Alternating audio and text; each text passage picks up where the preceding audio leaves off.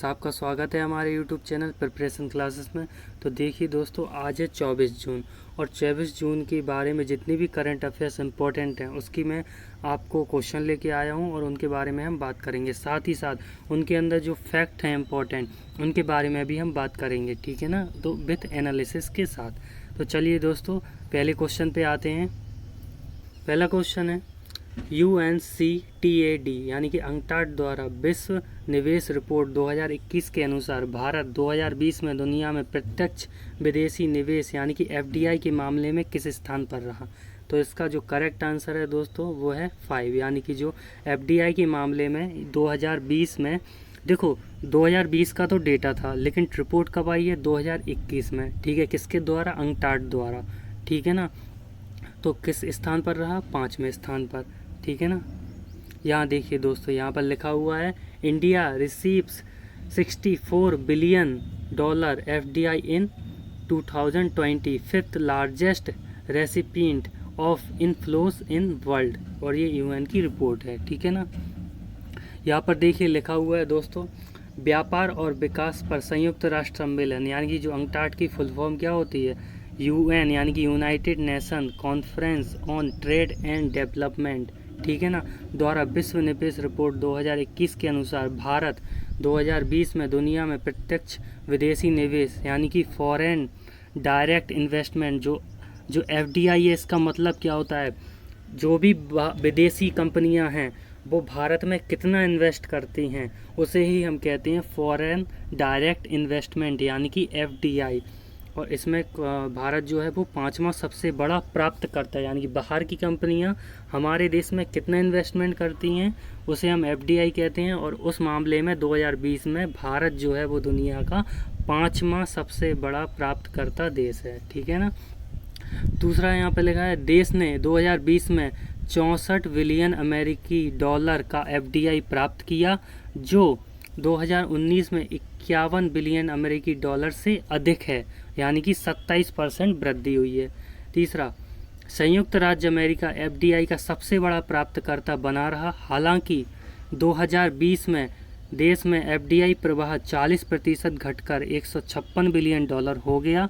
चीन जो है वो 149 बिलियन अमेरिकी डॉलर के FDI के साथ दूसरा सबसे बड़ा प्राप्तकर्ता है, यानी कि अमेरिका जो है वो पहले नंबर पे, ठीक है ना, और जो चाइना है यानी कि चीन जो है वो सेकंड सबसे बड़ी कंट्री है FDI के मामले में, ठीक है ना। तो अगले क्वेश्चन पे आते हैं। अगले क्वेश्चन पे आने से पहले दोस्तों देखिए, यहाँ पे लिखा है जो अंकटाड के बारे में, अंकटाड की जो फुल फॉर्म है वो United nation conference on trade and development, ठीक है ना, ये इसकी फुल फॉर्म है। यहाँ पे इसका फॉर्मेशन कब हुआ था, तो 30 दिसंबर 1964 को। हेडक्वार्टर कहाँ पे है, जेनेवा यानी कि स्विट्ज़रलैंड। और इसके जो हेड हैं यानी कि सेक्रेटरी जनरल हैं वो हैं जेवेका ग्रिन्सपान, ठीक है ना। यहाँ पर अगले क्वेश्चन है दूसरा, देखिए दोस्तों यहाँ पे गलत टाइप हो गया, ये दूसरा क्वेश्चन है। यहाँ पर लिखा हुआ है मुख्यमंत्री युवा उद्यमी योजना और मुख्यमंत्री महिला उद्यमी योजना नाम से दो महत्वाकांक्षी योजनाएं किस राज्य में शुरू की गई हैं। तो इसका करेक्ट आंसर है दोस्तों बिहार। ये दोनों योजनाएं बिहार में शुरू की गई हैं। यहाँ पर देखिए लिखा है, बिहार के मुख्यमंत्री नीतीश कुमार ने मुख्यमंत्री युवा उद्यमी योजना और मुख्यमंत्री महिला उद्यमी योजना नाम से दो महत्वाकांक्षी योजनाएं शुरू की हैं। ये दोनों योजनाएं राज्य की मुख्यमंत्री उद्यमी योजना के तहत सभी वर्गों के युवाओं और महिलाओं के बीच उद्यमिता को बढ़ावा देने के लिए शुरू की गई हैं, ठीक है ना। और यहाँ पर यह भी लिखा है कि उद्यम शुरू करने की इच्छा रखने वाले को 10 लाख रुपए का ऋण मिलेगा, ठीक है ना, जिसमें 5 लाख रुपए राज्य सरकार की ओर से अनुदान के रूप में और शेष जो 5 लाख रुपए हैं वो ऋण के रूप में आपको दिए जाएंगे, ठीक है, जो आपको क्या करना होगा, 84 किस्तों में वापस करना होगा। उन्होंने एक पोर्टल भी जारी किया है जिस पर जो है युवा और महिला जो है सरकार से ऋण प्राप्त करने के लिए अपना रजिस्ट्रेशन यानी कि पंजीकरण करा सकते हैं, ठीक है ना। हम बिहार के बारे में थोड़ी सी बातचीत कर लेते हैं दोस्तों। बिहार की जो स्थापना है वो 22 मार्च 1912 को, और जो राज्य जब बना था, ठीक है ना, 26 जनवरी 1950 को जब संविधान लागू हुआ था, तो ये तब बना था।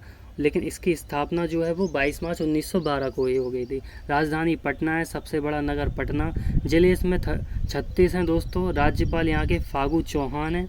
मुख्यमंत्री नीतीश कुमार। विधानमंडल में यहाँ पे जो है वो द्विसदनात्मक व्यवस्था है। केवल 6 ही ऐसे राज्य हैं जहाँ पर द्विसदनात्मक जो है वो व्यवस्था है।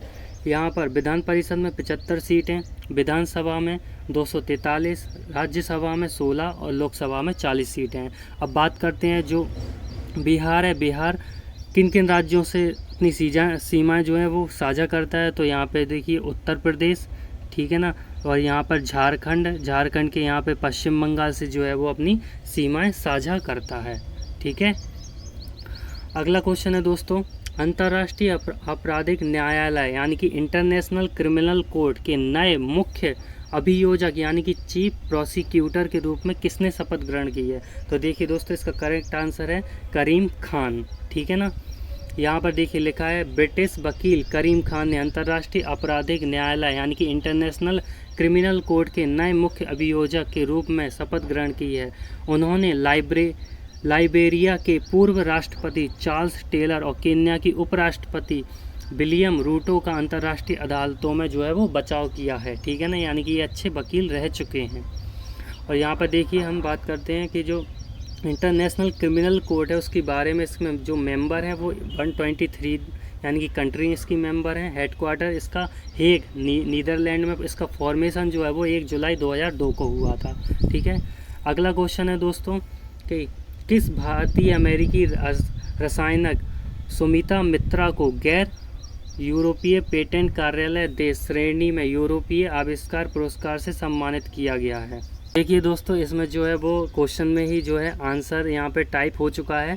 तो इसका जो आंसर है वो सुमिता मिश्रा नहीं बल्कि मित्रा है। यहाँ पे देखिए, यहाँ पे थोड़ा सा गलत टाइप हो चुका है। ठीक है ना, सुमिता मित्रा। ठीक है, और देखिए यहाँ पर लिखा है भारतीय अमेरिकी रसायनज्ञ सुमिता मित्रा को गैर यूरोपीय पेटेंट कार्यालय देश श्रेणी में यूरोपीय आविष्कार पुरस्कार 2021 से सम्मानित किया गया। यह पुरस्कार यूरोप के सबसे प्रतिष्ठित नवाचार पुरस्कारों में से एक है, जो यूरोप और उसके बाहर के उत्कृष्ट आविष्कारों को पहचानने के लिए यूरोपीय पेटेंट कार्यालय द्वारा प्रतिवर्ष प्रस्तुत किया जाता है। ठीक है ना, और देखिए दोस्तों, यहाँ पे ये बताया गया है, ये सुमिता जो मित्रा हैं वो उनकी यहाँ पे इमेज आप देख सकते हैं। ठीक है ना, इन्हें यूरोपियन इन्वेस्टर अवार्ड 2021 जो है वो मिला है। ठीक है ना, देखिए दोस्तों, यहाँ पे हम यूरोपीय पेटेंट ऑफिस EPO के बारे में बात करते हैं। यह जो EPO होता है वो क्या है, पेटेंट सूचना और पेटेंट खोज में दुनिया का अग्रणी प्राधिकरण यानी कि एक तरीके से रेगुलेटरी है। ठीक है ना, इसका जो मुख्यालय है वो म्यूनिख यानी कि जर्मनी में है। इसके जो राष्ट्रपति यानी कि हेड, आप राष्ट्रपति मत कहिए, इसे एक हेड की तरह मानिए, तो हेड जो है वो एंटोनियो कैम्पिनोस हैं। ठीक है ना, आगे चलते हैं दोस्तों। यहाँ पे लिखा है किस राज्य में पहली और देश की दूसरी भारतीय महिलाएं जिन्हें अंतर्राष्ट्रीय मुक्केबाजी संघ यानी कि इंटरनेशनल बॉक्सिंग एसोसिएशन की कोच समिति का सदस्य नियुक्त किया गया है? तो देखिए इसका करेक्ट आंसर है दोस्तों टडांग मीनू।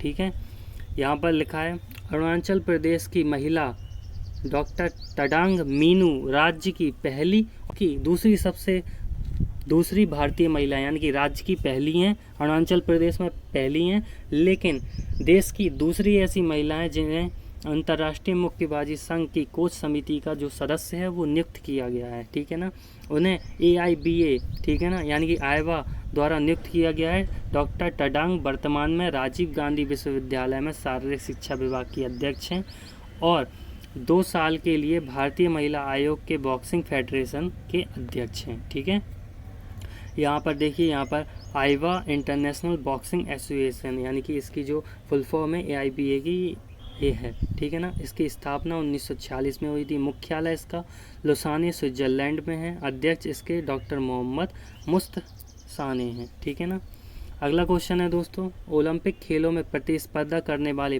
पहले ट्रांसजेंडर एथलीट कौन बने? तो इसका जो करेक्ट आंसर है दोस्तों वो है लॉरेल हैवर्ड। ठीक है ना, यहाँ पर ये देख सकते हैं ओलंपिक खेलों में प्रतिस्पर्धा करने वाले पहले ट्रांसजेंडर एथलीट के रूप में पुष्टि होने के बाद न्यूजीलैंड के वेट लिफ्टर लॉरेल हावर्ड जो है इतिहास और सुर्खियां बटोरने के साथ साथ विवाद बनाने के लिए तैयार हैं। क्यों? देखिए यहाँ पर लिखा है 43 वर्षीय जो लॉरेल हैं, जो ओलंपिक में चौथी सबसे उम्र दराज भारोत्तोलक होंगी, इन्हें महिलाओं के सुपर हैवीवेट 87 किलोग्राम प्लस वर्ग में एक मजबूत पदक दावेदार माना जा रहा है। क्यों? देखिए दोस्तों, ये पहले क्या है, पुरुष थे, पुरुष के बाद इन्होंने जब अपना ट्रांसजेंडर कराया तो ये महिला बन गए। अब क्या होता है कि जब अगर ये पुरुष पहले थे तो उनकी जो ताकत थी वो पुरुषों जैसी हो गई, अब ये ट्रांसजेंडर हो के महिला बन गए, तो अब जो महिलाओं के साथ प्रतिस्पर्धा कर रहे हैं, तो इस वजह से क्या है, ये पदक की दावेदार माने जा रहे हैं। और साथ ही साथ इन्हें एक विवाद भी शुरू हो गया कि इन्हें अपना ट्रांसजेंडर बदलने के बाद ये ओलंपिक के 87 प्लस वर्ग में जो है वो ये पार्टिसिपेट कर रहे हैं। तो देखिए यहाँ पे लिखा है, हालांकि ट्रांस समूह द्वारा उनके शामिल होने का स्वागत किया गया, लेकिन उन लोगों द्वारा भी सवाल उठाया गया कि जो मानते हैं वह 2012 में अपने जेंडर बदलने से पहले पुरुष थे, जिनकी ताकत और शक्ति का ज़रूर वो उन्हें लाभ उठाएंगे। ठीक है, तो देखिए दोस्तों, यहाँ पे हम ओलंपिक की बात कर लेते हैं, जो 2020 का समर ओलंपिक है, ठीक है ना, यानी ग्रीष्मकालीन वाला ओलंपिक है। वो तो आपका जो होगा वो 23 जुलाई 2021 से 8 अगस्त 2021 तक चलेगा। दोस्तों ये 2020 का जो ग्रीष्मकालीन ओलंपिक है, लेकिन ये होगा कब? 2021 में। तो इसका नाम चेंज नहीं हुआ, नाम इसका 2020 से ही माना जाएगा। ठीक है ना। अगला क्वेश्चन है दोस्तों यहाँ पर, कौन WWF इंडिया की फॉरेस्ट फ्रंटलाइन हीरोज़ एम्बेसडर बनी? तो इसका जो करेक्ट आंसर है दोस्तों वो है उपासना कामी नैनी। ठीक है ना। तो यहाँ पे देखिए, WWF इंडिया से अस्पतालों और वन्य जीव संरक्षण क्षेत्र में फ्रंट लाइन कार्यकर्ताओं के प्रयासों की सराहना करने के उद्देश्य से जो अपोलो हॉस्पिटल है ना, उसकी निदेशक जो उपासना कामी नैनी को फॉरेस्ट फ्रंट लाइन हीरोज़ के एम्बेसडर के रूप में जो है वो शामिल किया गया है। ठीक है ना। फ्रंट लाइन फॉरेस्ट कर्मचारी अक्सर जो है स्थानीय समुदाय के जो सदस्य होते हैं और समुदाय और संरक्षण के बीच एक इंटरफेस यानी कनेक्टिविटी बनाने के जो है वो महत्वपूर्ण उसमें भूमिका अदा करते हैं। ठीक है। यहाँ पर देखिए लिखा है, उपासना कामी Naini is the vice chairperson of Apollo founder. ये अपोलो फाउंडर क्या है? वाइस चेयरपर्सन है। ठीक है ना। और यहाँ पर देखिए, यहाँ पर लिखा हुआ है कि जो फॉर्मेशन है किसका, जो WWF के बारे में हम बात करें, इसका फॉर्मेशन है वो 29 अप्रैल 1961। हेडक्वार्टर इसका स्विट्ज़रलैंड में है और इसके जो प्रेसिडेंट हैं वो है पवन सुखदेव। ठीक है ना। और जो WWF है दोस्तों, ये एक नॉन गवर्नमेंटल ऑर्गेनाइजेशन है जिसका फाउंडेशन 1961 में हुआ था। ठीक है। और देखिए दोस्तों, हम आखिर में बात कर लेते हैं कुछ इंपॉर्टेंट डेट्स के बारे में। यहाँ पर देखिए 21 जो जून है वो सभी को याद होगा दोस्तों। यहाँ इस दिन क्या हुआ था? योगा दिवस मनाया गया था। ठीक है ना, योगा दिवस। ठीक है ना। और देखिए दोस्तों, मैं आपसे एक क्वेश्चन पूछना चाहता हूँ कि जो इंटरनेशनल योगा डे है उस दिन प्रधानमंत्री नरेंद्र मोदी ने कौन सा ऐप जो है वो लॉन्च किया था? इसका जो आंसर है, कौन सा ऐप जो है वो लॉन्च किया था, इसका आंसर आप कमेंट बॉक्स में मुझे बताइएगा। ठीक है ना। और इस दिन देखिए दोस्तों, विश्व मानवतावादी दिवस यानी कि वर्ल्ड ह्यूमनिस्ट डे भी जो है वो मनाया गया था। अगला है 23 जून को संयुक्त राष्ट्र लोक सेवा दिवस यानी कि United nation public service day, और अंतर्राष्ट्रीय ओलंपिक दिवस यानी इंटरनेशनल ओलंपिक डे, और अंतर्राष्ट्रीय विधवा दिवस यानी इंटरनेशनल विडोस डे भी जो है वो मनाया गया था। ठीक है ना। ये कल 23 जून को ये सारे डेज थे। ये इंपॉर्टेंट डेज है दोस्तों, आप याद कर लीजिएगा। ठीक है ना। तो चलिए दोस्तों, कैसा लगा आपको हमारा वीडियो? अगर वीडियो अच्छा लगा, करंट अफेयर्स आपको अच्छे से समझ में आ रही है, तो वीडियो को लाइक कर दीजिए जल्दी से।